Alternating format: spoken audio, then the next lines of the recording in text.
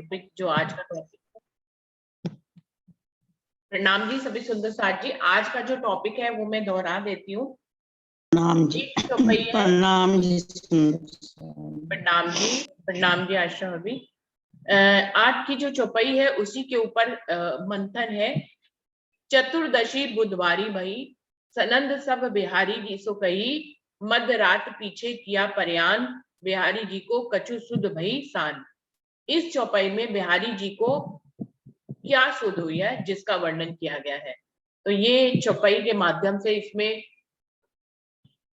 जो मंथन के लिए कि बिहारी जी को क्या सुध हुई। आज सुंदर साथ जी वैसे बिहारी जी की ये चौपाई थी, तो वैसे भी वर्णन अभी बिहारी जी का आ गया इसमें कि किस तरह से बिहारी जी के अंदर राज्य महाराज की परम नाम की रूह थी और वो राज्य की किस तरह से पहचान करते थे। तो इसमें पूछा गया है अभी कि इस चौपाई में बिहारी जी को क्या सुध हुई। तो इस पे आज हम सब मंथन करेंगे। सबसे पहले मैं विजया दीदी को बुलाना चाहती हूँ। विजया दीदी आप आइए।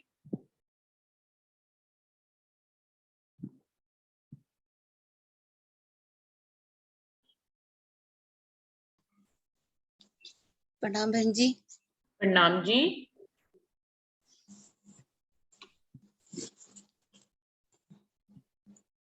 जो दिल में भाव है वही बता देती हूँ बहन जी। मैंने मंथन नहीं किया अच्छी तरह। जी जी बताइए।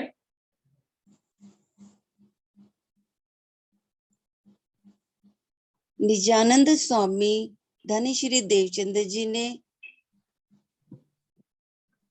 कहा होगा कि हे बिहारी जी, आध्यात्मिक की राह में पारिवारिक सांसारिक रिश्तों का कोई महत्व नहीं होता। तुम भले ही मेरे पुत्र हो, लेकिन मेरी आध्यात्मिक संपदा पाने का अधिकार श्री महाराज जी को ही है। इसलिए जब तक वह नहीं आते तब तक मैं अपना तन नहीं छोड़ सकता था, क्योंकि मेरे तन में विराजमान श्री राज शर्मा जी अब उनके धाम हृदय में विराजमान होंगे। ऐसा ही भाव आ रहा है बहन जी। प्रणाम जी।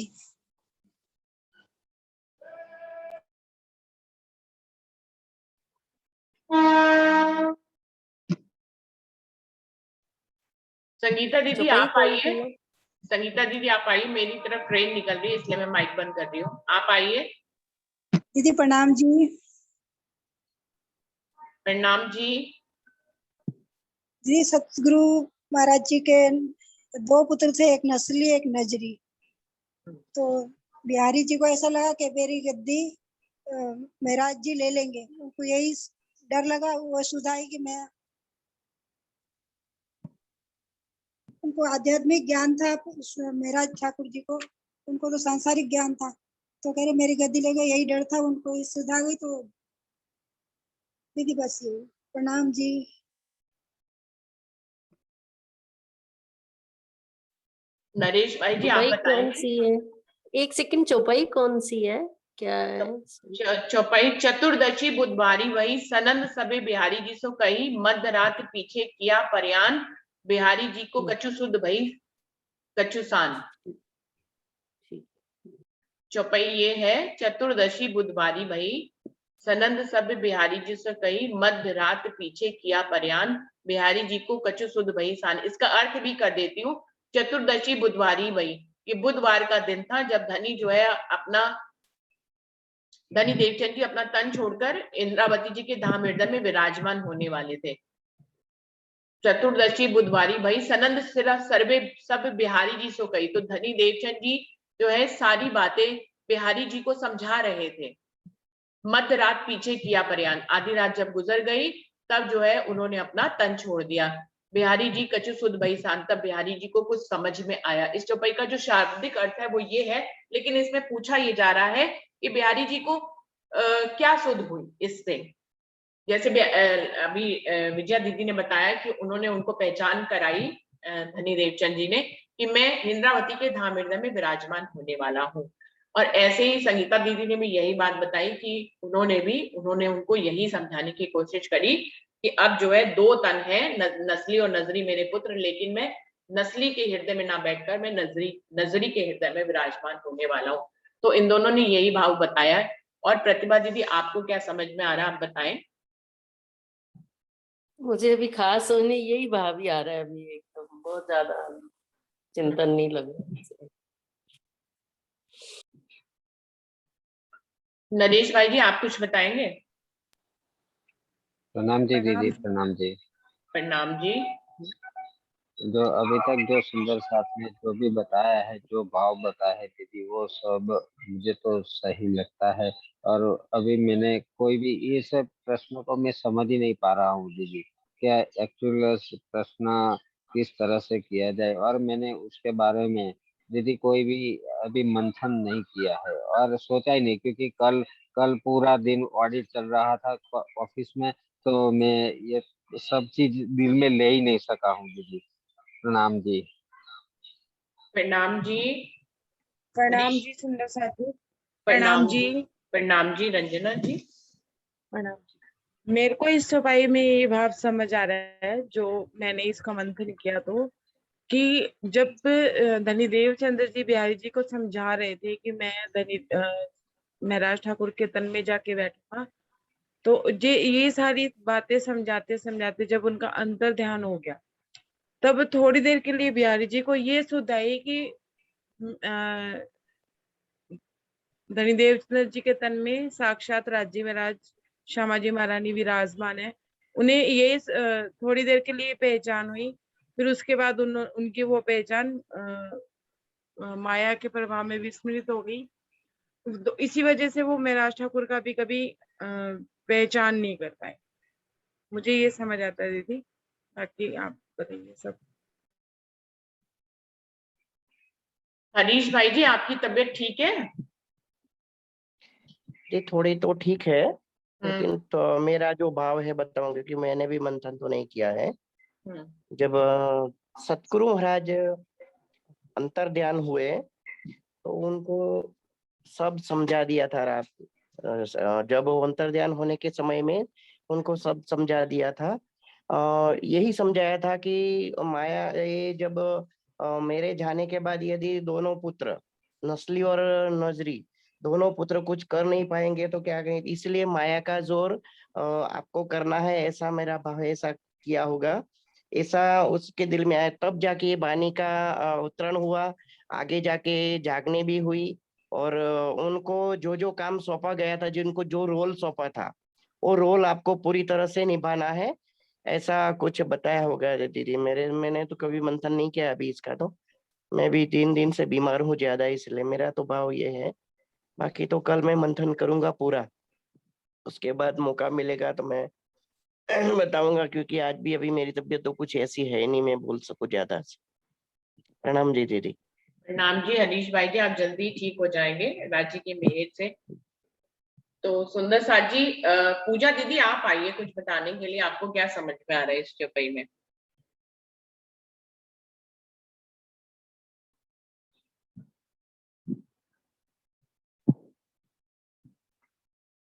पूजा दीदी।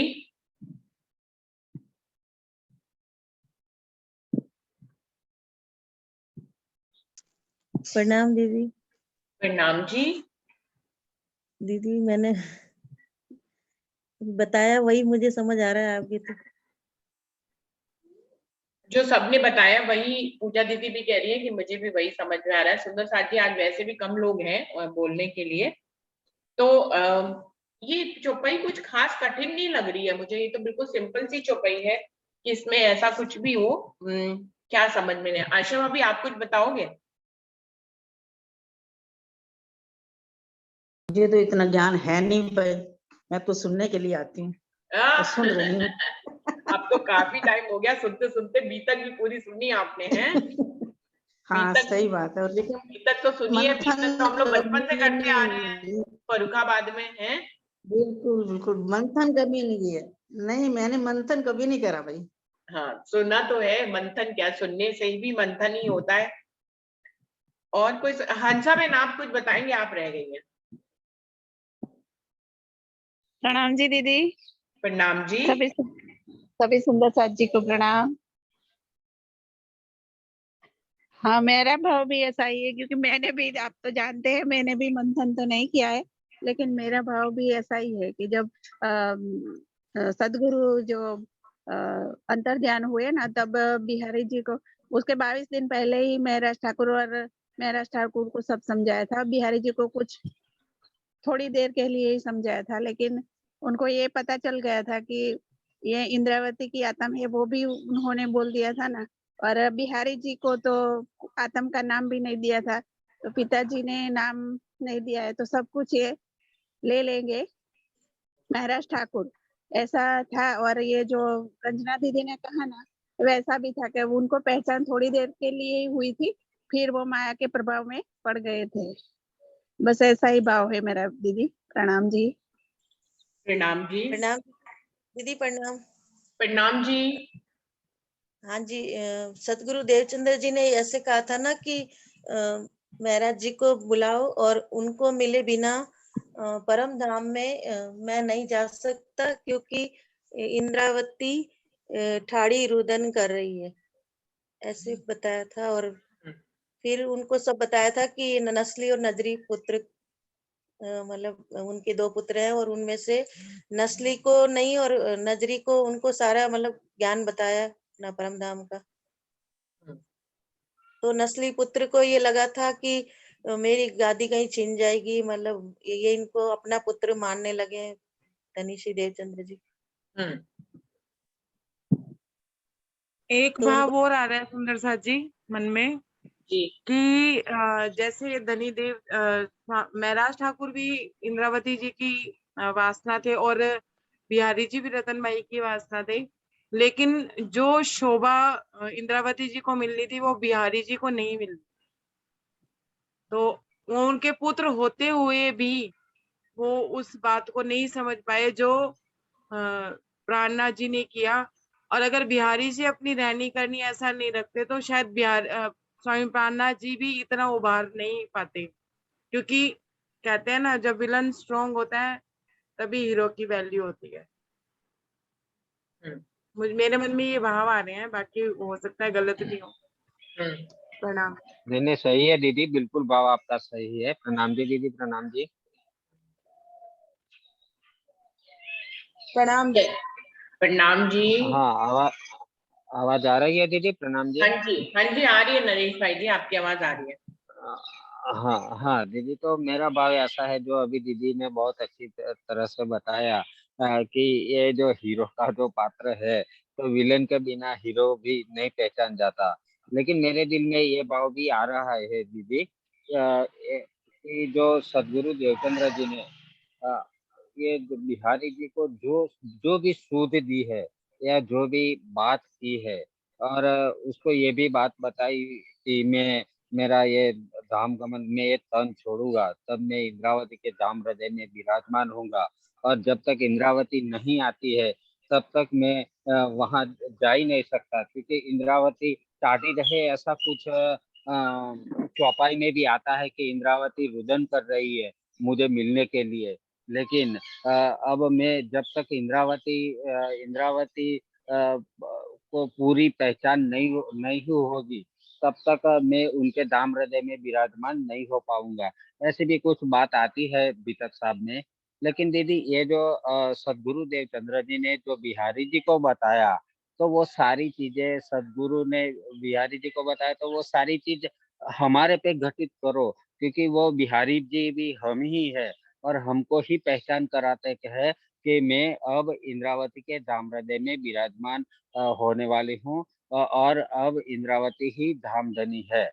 ऐसा मेरा दिल का भाव है दीदी, क्योंकि बिहारी जी तो मानते ही नहीं थे कि ये धामधनी है। धामधनी तो मैं ही हूँ। वो जाहिरी धामधनी थे, वो गादी के धामधनी थे, लेकिन वो वारसदार थे सदगुरु के, तो वो जाहिरी गादी, जो भी उनके माल मिलकत है, वो सभी का वो वारसदार था, सीधी सी बात कहा जाए तो।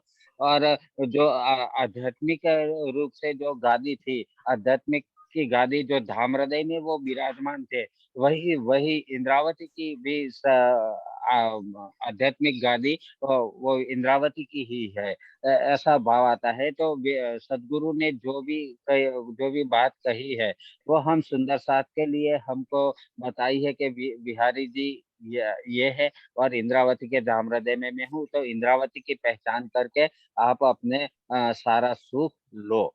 क्योंकि जब कोई भी पात्र हम नेगेटिव मानते हैं, तो उसी पात्र में से भी हमको बहुत कुछ जानकारी मिलती है, बहुत कुछ ज्ञान मिलता है।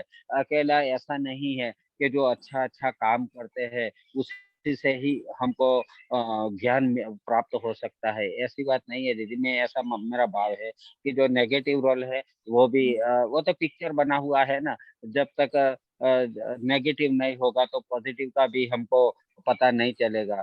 तो ये अकेला पॉजिटिव होगा तो नेगेटिव का पता नहीं चलेगा। यही तो राज्य महाराज का खेल है, और यही तो खेल हम देखने के लिए आए हैं दीदी। मेरा भाव ऐसा है।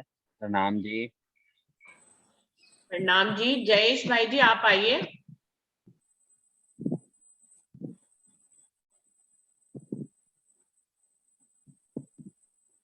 जयेश भाई जी।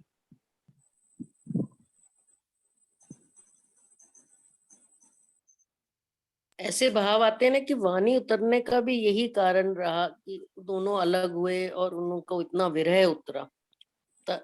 तो ही नस्ली और नजरी का, तो ही वाणी का राजी ने यही माध्यम बना। अभी तक साथ में यही सार है। बिल्कुल, उनको जेल पहुंचाने के लिए जो उनकी शिकायत कर दी गई थी, जब भी अरब से आ रहे थे खेता भाई जी का सारा सामान समेट कर, तो उनको जेल इसी किसी कारण से ही भेजा गया। इसीलिए वाणी वहां पर उनको विरह आया और वाणी उतरी। तो ये भी बालबाई जी ने और बिहारी जी ने ही किया था कि उनकी शिकायत जो है कोतवाली में कर दी, जिसके कारण से उनका जो है वो जेल में पहुंच गए महराज ठाकुर जी, और वहीं पर फिर वाणी भी उतरी। एक बात दीदी, प्रणाम। अभी जो आपने प्रकरण में बोला कि जब जीव नहीं जगता तो जीव को जो तन है वो बदलना पड़ता है। आत्म को अभी तन आपने बदलना पड़ता है। आत्म को तन बदलना पड़ता है जीव को जगाने के लिए। तो देखिए बिहारी जी ने भी जब उस टाइम पे उनकी पहचान नहीं की, क्योंकि राजीव राय ने पहले ही फिल्म बना रखी थी सारी, तो उन्होंने दोबारा तन लेके श्री राम रतन दास महाराज जी के रूप में उन्होंने अपने जीव को जगाया, और आज उनकी उपाधि राजी से कम नहीं है शेरपुर में। तो उन्होंने भी एक तन छोड़ के दूसरे तन को लिया। ये आपने जो प्रकरण में बोला तो मेरे मन में यही भाव आ रहे थे उस टाइम भी। जयेश भाई जी आप आएंगे? कांति भाई जी आप कुछ कहेंगे क्या? आपने माइक खोला हुआ है। प्रणाम जी। प्रणाम जी। प्रणाम जी। प्रणाम जी। प्रणाम जी। सभी सुंदर साथ को मेरा कोट दंडवत प्रणाम। चौपाई है चतुर्दशी बुधवारी भई, सनद सर्वे श्री बिहारी जी सो कही। मध्यरात पीछे किया परियाण, बिहारी जी को शुद्ध भई कछु जान। सुंदर साथ जी, सबसे पहले मैं ये रिक्वेस्ट विनती करना चाहूंगा कि जो भी चौपाई है उसको सही तरीके से लिखा जाए, क्योंकि यहाँ जो लिखा है बिहारी जी कछु शुद्ध भई शान, चौथा चरण है। एक्चुअली में सही चरण यह है कि बिहारी जी को शुद्ध भई कछु जान।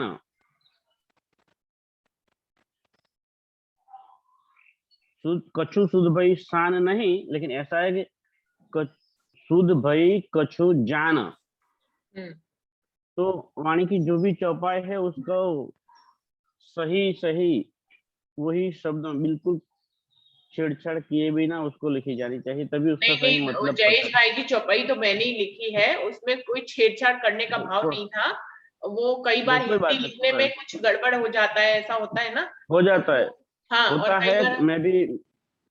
मुझे भी हिंदी टाइप करना अच्छा नहीं आता है, लेकिन कभी कभी लिखता हूँ तो हम लिखने की आदत ज्यादा नहीं है, इसीलिए टाइप करते हैं कुछ और वहां छप जाता है कुछ, क्योंकि वो फॉन्ट जो है वो सही हमको नहीं पता चलता, इसलिए ऐसा हो जाता है। कोई बात नहीं, लेकिन ये मेरा नम्र, मैं बिल्कुल विनती से मेरा ये प्रयास है कि जहां तक हो वहां तक अच्छी तरह से लिखा जाए।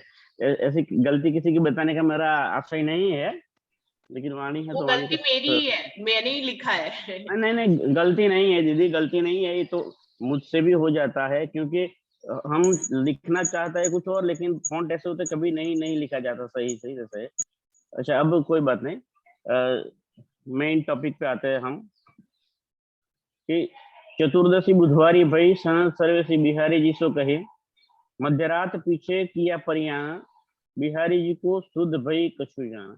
मेन प्रश्न जो है वो यहाँ ये है, जो चौथा चरण है कि बिहारी जी को शुद्ध भई कछु जान, तो उसको क्या शुद्ध हुई थी, यही टॉपिक है जी। उस वक्त। अभी सभी अच्छे भाव दर्शाए, लेकिन नरेश भाई ने भी जो भाव दर्शाया बिल्कुल सही था, लेकिन मेरा कहना ये है कि वो सब बात की बातें है, जो नरेश भाई ने बताया वो बात की बातें है, लेकिन उस टाइम जब चतुर्दशी बुधवारी के दिन जब धनी श्री देवचंद्र जी ने ये नश्वर तन को छोड़ दिया था, उसके पहले, इस तन छोड़ने से पहले बिहारी जी को जो बात कही थी, उसी बात के वजह से ही बिहारी जी को शुद्ध भई कछु जान, तो क्या शुद्ध हुई थी। मेन क्वेश्चन ये है कि बिहारी जी को क्या शुद्ध हुई, तो क्या पता चला। तो जो भी देवचंद्र जी ने उनको बताया होगा उसी बात का तो पता चला होगा। तो जाहिर है कि उसके पहले जो महर्षि ठाकुर जब बरारब से आए तब उसके साथ जो बिहारी जी का व्यवहार था, वो व्यवहार अच्छा नहीं था। मतलब जब उनको साथ बैठकर खाने को कहा था कि आप दोनों एक साथ बैठकर आरोगो, तब भी बिहारी जी ने मना कर दिया था। बार बार समझाने के बाद ही बिहारी जी उनको साथ, बिल्कुल ऐसे नहीं कि मन से बैठे थे, दिल से नहीं बैठे थे, वो सदगुरु के दबाव में आकर वो बैठे थे। तो मुझे तो यही लगता है कि ये सब जो बातें हैं देवचंद्र जी ने बिहारी जी को समझाई होगी कि तुम्हें ऐसा व्यवहार नहीं करना चाहिए। ये सब बातें क्योंकि जो बातें गादी वाली बात है, ये सब बात तो बाद में आती है, वो तो वाल भाई ने सब किया था, लेकिन उस वक्त बिहारी जी को क्या शुद्ध हुई थी, तो यही शुद्ध हुई होगी कि अब तक जो मेरा व्यवहार था वो गलत था। धनी श्री देवचंद्र ने बताया उसके क्योंकि जो भी यहाँ माया की भी बात करे तो अंत समय में, लास्ट समय में जो भी कोई बात करता है वो सही बात करता है। दुनिया की ये रीत है कि सभी लोग दुनिया में जीने के लिए, माया में रहने के लिए कुछ न कुछ जाल बिछाते हैं, प्रपंच करते रहते हैं, झूठ का सहारा लेते हैं, लेकिन अंत समय में वो जो कहते हैं वो जाते समय सही ही बता देते हैं।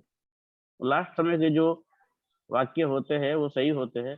तो बिहारी जी को धनी श्री देवचंद्र ने सही बात बताया, और अब तक बिहारी जी को अपने पिता होने के बावजूद उनकी बातों का प्रभाव नहीं पड़ रहा था, वो नहीं मानते थे, लेकिन अब उनको ये पता चल गया कि जो पिताजी कह रहे थे वो बिल्कुल सही बात थी। तो वो बात की उसको पता चल गया कि अब तक जो पिताजी मुझे कह रहे थे उनको मानने के लिए, साथ बैठ के खाने के लिए, अच्छा व्यवहार रखने के लिए, तो वो जो मैं नहीं कर रहा था वो मेरी गलती थी, उस बात की उनको पता चल गया होगा। ये शायद, हाँ, ये मैं परफेक्ट नहीं कह सकता क्योंकि उसमें ज्यादा वाणी में भी कुछ उसको ज्यादा डिटेल में नहीं कहा है, इसलिए मैं मेरी सोच बता रहा हूँ कि उनको ऐसा अब पता चल गया होगा अब तक जो मैं कर रहा था व्यवहार वो गलत था, अब से मुझे ऐसा व्यवहार नहीं करना चाहिए, ऐसा उनको लगा होगा। बाकी जो गादी वाली बात है ये सब तो उसके बाद की बातें है। प्रणाम जी। प्रणाम जी। सुंदर साथ जी ने सभी ने अच्छे से इस चौपाई का मंथन, जबकि पहले से कोई भी मंथन नहीं करके बैठा था, लेकिन सबने यहीं पे मंथन करके अपने भावों को प्रकट किया है। बिल्कुल भी मैं आप सभी से सहमत हूँ कि बिहारी जी को क्या समझ में आया, तो बिहारी जी को यही समझ में आया। उनको तो पूरी तरह से आज के प्रकरण में भी जो ये भाव प्रकट हुआ है कि बिहारी जी को पूर्ण तरह से राजी महाराज ने समझाया। उस समय जब वो तन छोड़ने वाले थे उससे पहले तो उन्होंने इंद्रावती जी को बार बार संदेश देके बुलवाया बिहारी जी के माध्यम से और बाल बाई के माध्यम से, क्योंकि वो नौकरी कर रहे थे कल्ला जी की, धनी इंद्रावती जी, महराज ठाकुर जी नौकरी कर रहे थे, उनको बुलाया, उनके साथ 22 दिन गुफ्तगू करी, उनको सारा आगे का पूरे परिचय दिया कि आगे की लीला तुम्हारे माध्यम से होने वाली है, अब धनी की बैठक तुम्हारे धाम हृदय में होगी, लेकिन तुम मुझसे इतने वर्षों के वियोग में थे, 9 वर्ष के वियोग में थे, जिसके कारण से तुम्हारा हृदय प्रसन्न नहीं था। इसके कारण से तुम्हें पास में बुलाया, जिससे कि एक नॉर्मल हृदय हो जाए, प्रसन्नता जो रहे, जिसमें धनी जो है निवास कर सके। तो इंद्रावती जी की आत्म जो जाहिरी रूप में महराज ठाकुर में थी, उनका वियोग जाहिरी रूप से धनी देवचंद जी से 9 वर्ष का था। उस 9 वर्ष के वियोग को खत्म करके धनी देवचंद जी ने इंद्रावती जी को अपने पास बुलाया और 22 दिन तक उनके साथ पूर्ण वार्तालाप करी, जिसमें चौपाइयों में आता है कि मेरे को कुछ ज्यादा सुध नहीं पड़ी, लेकिन धनी देवचंद जी ने उनको 22 दिन में पूरी आगे की लीला का वर्णन करके बताया कि आगे धनी तुम्हारे हृदय में बैठने वाले हैं और शकुंतल और सकुमार को जगाने पर ही ये खेल खत्म होगा, जिनकी पराक्रम स्वरूप में उनके मुख हंस रहे हैं, इसलिए वो यहाँ किसी राजघराने में होंगे। तो इतना संदेश उनको 22 दिनों में राजी महाराज ने अपने ढंग से बताया। लेकिन जब वो तन छोड़ने वाले थे, उस पल के लिए उन्होंने महराज ठाकुर को अपने जाहिरी तन से दूर कर दिया, क्योंकि काफी दिन से वो उनके पास थे। तो उन्होंने कहा कि आप थोड़ी देर के लिए रेस्ट करने चले जाइए। और उसी समय महराज ठाकुर जी जब तक चले गए, तब पीछे से धनी देवचंद जी ने अपना तन छोड़ा था। तो उस समय बिहारी जी उनके पास थे। महराज ठाकुर को उन्होंने पल भर के लिए जब तन छोड़ना था तो अपने से दूर किया और बिहारी जी को अपने पास किया। सुंदर सा जी, उस समय बिहारी जी उनके पास थे और जो सुध वही कछु जान, इसमें उन्होंने उनको भी आगे की लीला के बारे में बताया। लेकिन सुध भई कछु जान, इसमें कछु एक जो शब्द आ रहा है कि जिस प्रकार से इंद्रावती जी बार बार कह रही है कि हमको पूरी लीला बताई उन्होंने आगे की, लेकिन मैं भी फरामोशी में थी, उनकी पूर्ण पहचान नहीं कर पा रही थी और इसलिए मैंने उनको अपने जाने दिया। जो बाद में वो अपने आप को, अपने जीव को धिक्कार करती है कि धनी चले गए, मैं क्यों उनके पीछे स्तन ग्रहण करके रही। तो वो खुद अपने शब्दों में कह रही थी कि मुझको पूर्ण पहचान वो अपनी ढंग से कराते रहे, लेकिन मुझे पूर्ण पहचान हुई नहीं। ऐसे ही बिल्कुल यहाँ पर वो आगे की बातों की पूर्ण पहचान बिहारी जी को भी दे रहे हैं।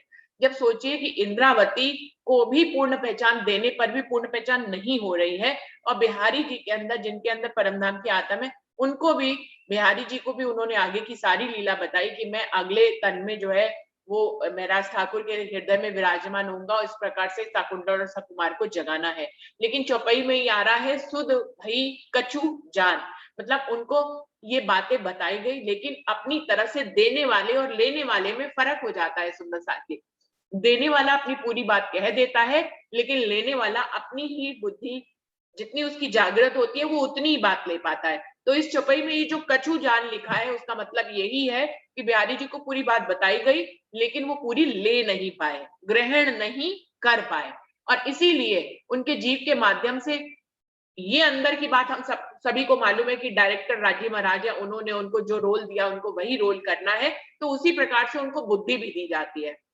जिनको जैसा रोल दिया जाता है एग्जाम्पल के रूप में, उसको वैसी ही बुद्धि दी जाती है। तो इसीलिए धनी देवचंद जी को वैसी ही बुद्धि दी गई और फिर उनको पूर्ण पहचान होते होते भी नहीं हुई, इसीलिए उन्होंने अपने पूरे जीवन में महराज ठाकुर का विरोध किया।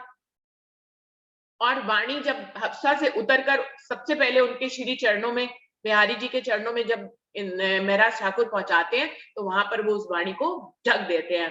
कहते हैं कि अभी तुम मेरे मुख से सारी वाणी सुनो और ये वाणी अभी बंद रहने दो, तुमने जितना भी विरह किया वो मेरे ऊपर लगा है, अब तुम इस विरह को खत्म करो। तो इस प्रकार से वहां पे भी मोमिन इंतजार में थे कि वाणी उनको मिलेगी, लेकिन वो वाणी उतरने के बाद भी ढकी रह गई, जो कि आगे जाकर सुंदर साहब को मिली वो वाणी। लेकिन जब वो हफ्सा से आए थे तब सुंदर साहब को वो वाणी नहीं मिली। तो ये जो सुध भई कछु जान का मतलब है कि धनी देवचंद जी ने तो उनको पूर्ण पहचान दी, जो उनका रोल था कि उनको तो देनी ही थी, उनको महराज ठाकुर को भी देनी थी, उनको बिहारी जी को भी देनी थी, लेकिन पात्र अलग अलग होते हैं, लेने वाले उनको वैसे ही बुद्धि दी जाती है।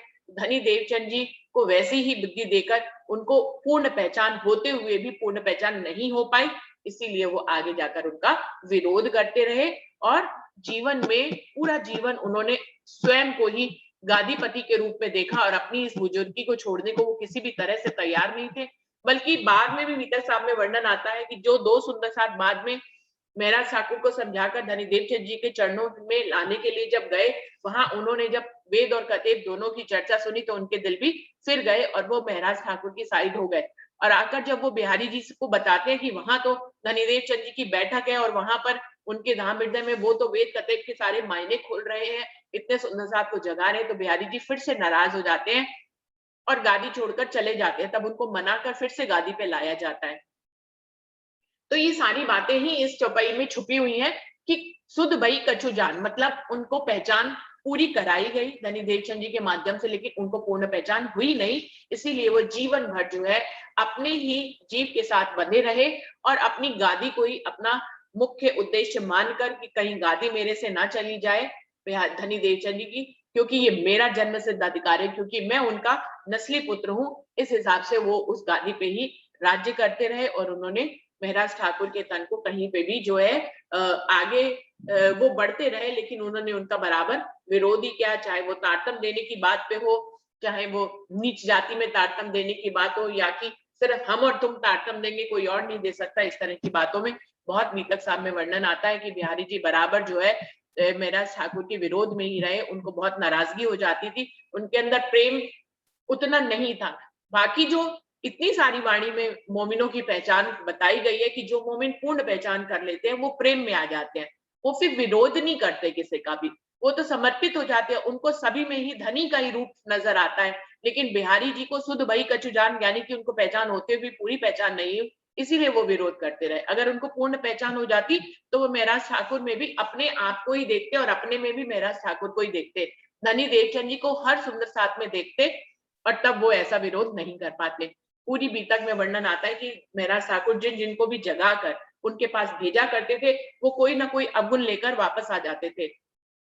धारा भाई जी को भी उन्होंने जो है वो समाज से निष्कासित कर दिया था कि तुम्हारे अंदर जो है आवेश लीला हो रही है, वो तो एक ही जगह होती है, तुम्हारे अंदर नहीं हो सकती। और भी राम जी भाई, शिवजी भाई भी जब जाते हैं तो शिवजी भाई बहुत धन खर्च करते हैं, तो उनकी आत्म को कहते हैं कि परम धाम में थी, और राम जी भाई जो कि गरीब थे और वो धन नहीं खर्च कर पाते हैं, तो वो 3 दिन 3 रात वहां बैठे रहते हैं, लेकिन वो उनको जो है अपने समुदाय में ग्रहण नहीं करते हैं। तो ऐसी बहुत सी बातें थी जो कि ये इस बात को परिलक्षित करती है कि बिहारी जी सुध भई कछु जान, कि उनको पूर्ण रूप से पहचान नहीं हो पाई, इसीलिए उनके जो जीव के कर्म में वो रहनी नहीं आ पाई, जो एक मोमिनों के जीव में जो रहनी आ पाती है, वो रहनी नहीं आ पाई। ये अंदर की बात है, हम सभी जानते हैं कि बिहारी जी के माध्यम से ऐसा क्यों हुआ, क्योंकि डायरेक्टर ने खुद ही ऐसा लिखा था। अब वो अपना रोल ये वाला भी किसी ना किसी तो अपनी प्यारी रूह को देंगे ही देंगे, तो उन्होंने बिहारी रोल दिया। बिहारी जी बहुत धन्यवाद थे कि धनी ने उनको ये रोल दिया। यदि ये रोल नहीं होता तो बिल्कुल सही बात है जो नरेश भाई और रंजना ने कही कि यदि ये रोल नहीं होता तो बिहारी जी तो महराज ठाकुर का जो रोल है वो इतना प्रभावशाली नहीं हो पाता। तो सुंदर साथ जी, ये अंदर की बात हम सभी को मालूम है, लेकिन इस चौपाई के माध्यम से जो कहा गया है वो यही है कि बिहारी जी को पूरी सुध होते हुए भी नहीं हुई थी पूरी सुध। तो यहीं पर ही सुंदर साथ और कोई कुछ कहना चाहे तो जरूर कहे, मुझे तो यही समझ में आया, वो मैंने आपको बताया।